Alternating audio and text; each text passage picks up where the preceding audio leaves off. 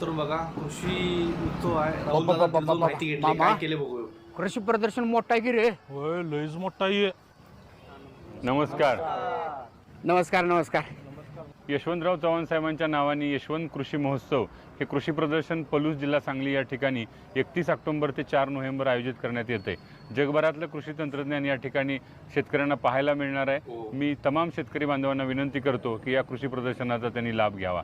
पुढील माहिती आमचे तुषार सर सांगतील.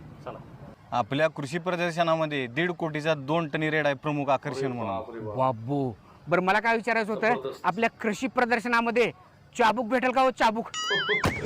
तुम्ही कॉमेंट काय म्हणलं? तुम्हाला चाबूक कशाला पाहिजे? अगं आपल्या घरात 2 बैल आहेत, त्यांना लागते चाबूक. तू एक स्वतःवरच घेतीस बाबा सगळं काय तर सांगा की.